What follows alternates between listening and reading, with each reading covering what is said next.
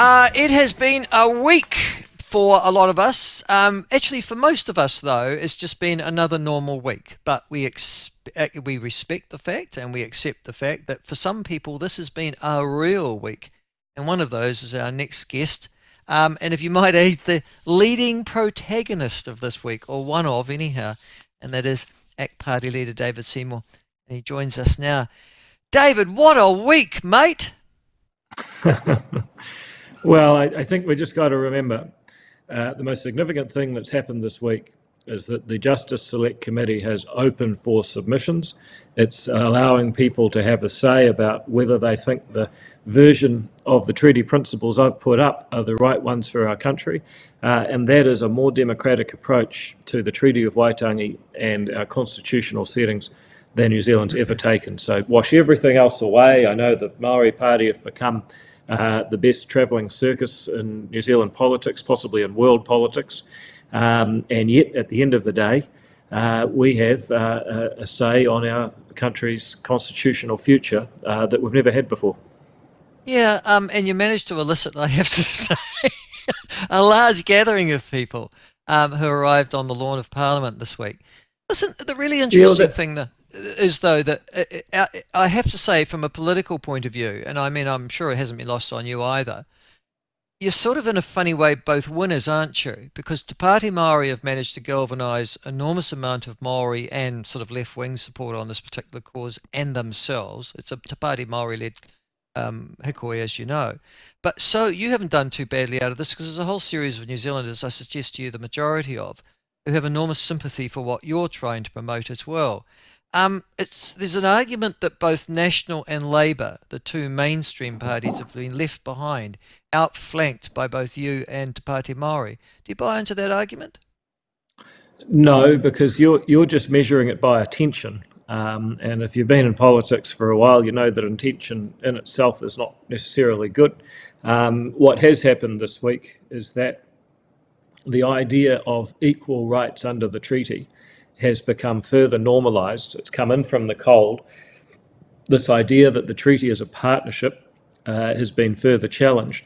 And sure, lots of people came out to the hikoi, but as you saw when Sean interviewed them, not for any particular purpose, whereas people that support the Treaty Principles Bill are supporting equal rights. I still haven't seen a coherent explanation from the other side for why they think this partnership idea, why they think it's a good idea for all of New Zealand to have one group of people with a different set of rights based on ancestry. I've talked earlier in the week, I think, to Helmut Modlik, who is the, as you know, Ngāti Toa leader. You had the debate with him. And I asked Helmut, what's the end game for this particular move? And that seems ill-defined as well. Like, Te Hikoe might have in actual fact protested at your bill, but you're right, they haven't got an end game, have they? Or at least not a unified end game. Well, they also don't have a world that actually can work, because when you listen to Helmut Modlik, you say, okay, well, you know, just explain to us how this world you would like is actually going to function. And the best example you can come up with is, oh, well, it could be a little bit like an Indian reserve in the United States. And, you know, I think if you're pointing to American Indigenous policy or Canadian Indigenous policy, for that matter, as your example, well, there's a reason why New Zealand has been often seen as having the best race relations in the world. New Zealanders would never dream of having a whole lot of Indigenous people put on a remote area and said, look after yourselves there, as a sort of different type of citizen.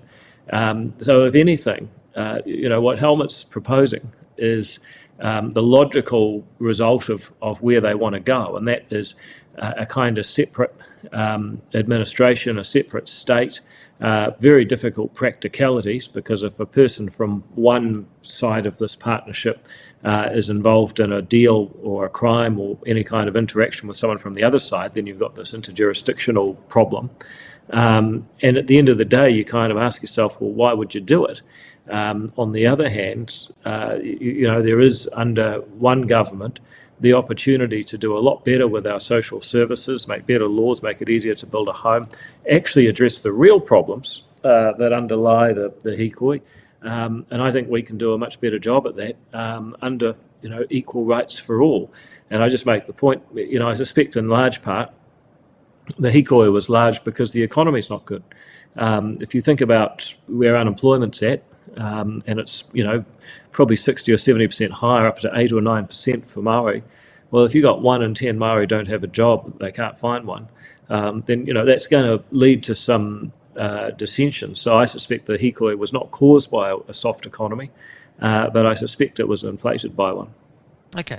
I'm interested, though, about where to from here. So the Prime Minister, Christopher Luxon's already said, well, I'm not going to support the bill past the first reading. That's the unanimous view of the National Party and Te Rā. You've used an analogy in the past as to euthanasia legislation, David, saying, well, sometimes you've got to take the first step to get to the end of your journey, and the first step won't necessarily take you there. Do you still have that sort of sanguine view of where we're going to end up? Yeah, I do. I mean, first of all, I hope you don't mind, I've been using you as an example. I mean, I think, was it Death with Dignity bill in 1995? Yeah. And it went down 2-1, didn't it? It did, and the public were 2-1 in support. Yeah, you wrote about it in your book, The Demon Profession, which is excellent, by the way. And you explained that when you did it, you had people basically telling you were the wrong guy for it, and bad luck and all the rest. But the thing was, what you did, I believe, was make it a legitimate position to support the law changing, and then it was really only a matter of time, and you made it possible for my bill to pass 25 years later. Now, I would say there's similar things happened here. We've never had someone stand up and say it's a legitimate position that the treaty gives us all equal rights and that we all have an equal say on it. The challenge for the opponents now is to try and explain why the treaty doesn't give us equal rights and you shouldn't have a say on it. And some of them are trying to say that. They're saying, oh, this is a contract between the Crown and Maori, you get out. But then the challenge to that is, yeah, well, I still have to live here and it's the only country I've got, so why don't I get a say on my constitutional future? And since when do we, especially if you're claiming I have to live in a society where I have different rights from everyone else, it's just, it's crazy. I don't think too many people disagree with that, not those who are listening to us. Listen, I also raised this week the coalition agreement between National and New Zealand First, David. And there's a bullet point there that I discussed with Shane Jones this week, which is, and you'd be aware of it as well, because I assume not only have you read it, but you've also had some input into it. There's a bullet point that says conduct a comprehensive review of all legislation that includes the principles of the Treaty of Waitangi and replace all such references with specific words relating to the relevance and application of the treaty, or repeal the references. Are you involved in that review as well, your party? Not directly. I mean, I'm a member of cabinet that signed off on doing it, and it's actually being carried out, I think, by Te Arawhiti, the Ministry for Crown Maori Relations, and potentially in partnership with the Ministry of Justice. So that's Tama Potaka and Paul Goldsmith, who are responsible for that. They're going through the laws. I think there's about 30 different laws that they're not including, for example, the Treaty of Waitangi Act, the Public Finance Act, or the State-Owned Enterprises Act. So there's a number of really significant laws that aren't being revised. And so those ones are still going to have reference to the principles of the Treaty of Waitangi. So I support what they're doing, but I just make the point that they're not getting rid of the principles, they're just reviewing them in select acts under a review carried out by Te Arawhiti and the Ministry for Justice.